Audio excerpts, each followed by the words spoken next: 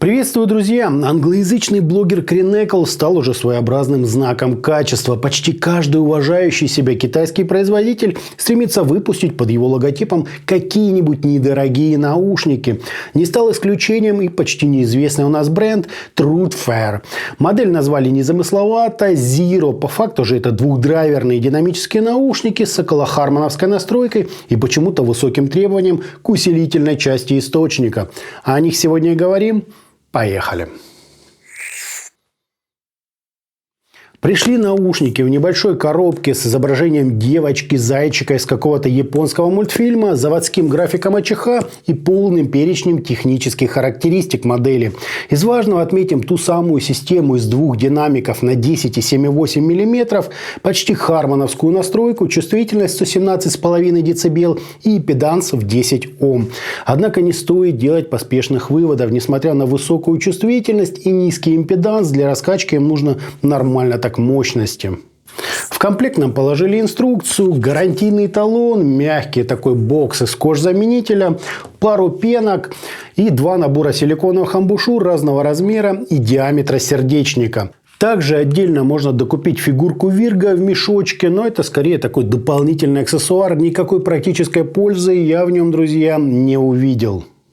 Кабель выглядит ровно на свои деньги, плотный, плетеный, с L-образным пластиковым штекером, заушенными с термоусадкой, соединением на классической вилочке 0,78 мм. Его сопротивление на каждой жиле составляет 0,890 тысячных Ом, что, конечно же, очень много.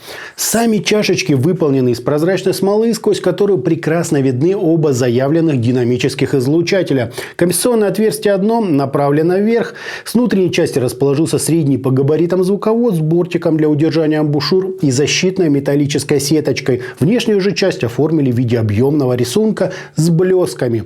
Сидит все это удобно, уровень звукоизоляции превосходный, с этим все просто прекрасно. Вот так, друзья, это все и выглядит.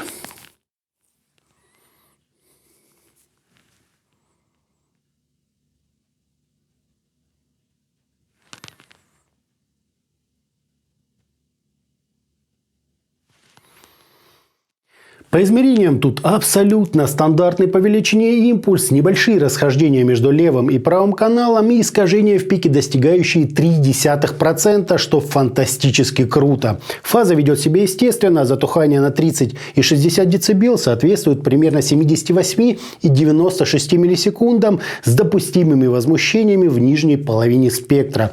Амбушюры на АЧХ влияют, но большей частью после 10 кГц, где на низких частотах имеем подъем на 9 дБ с резким таким заходом на середину. Далее идет еще более выразительное выделение области разборчивости с пиком на 2,8 кГц, удержание уровня до 5 кГц и еще один легкий пик на 8 кГц для усиления резкости звучания. Ну а на самых верхах нам дополнительно подсветили частоты 13,5 и 16,5 кГц.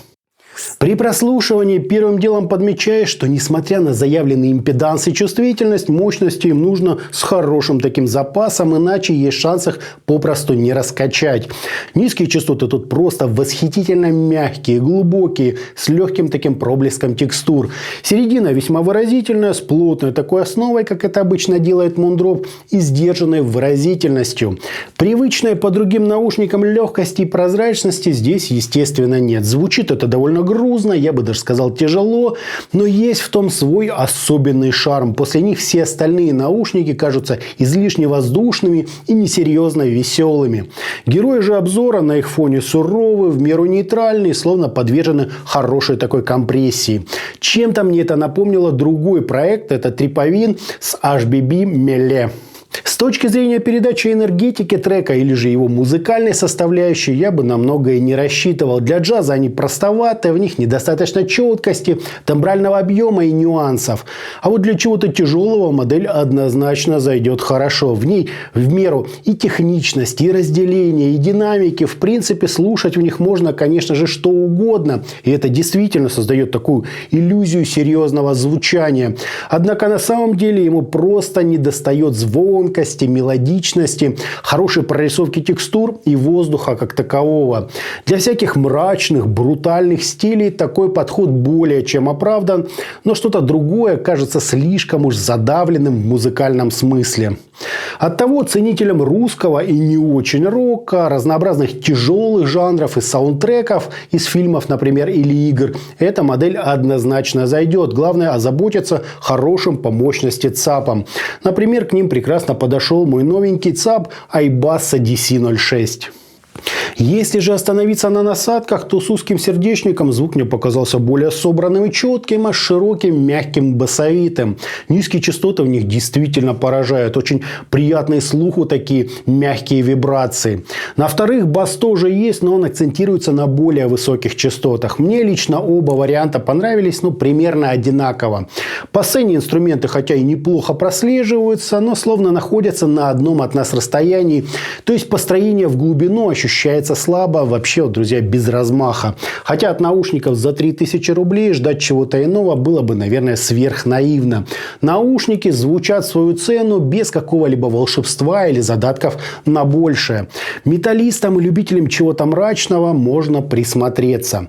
Итогом двухдрайверные динамические наушники True Fair Zero очень достойно выглядят. Неплохо сидят, насадки в комплект положили достойные и фигурка с девочкой симпатичная.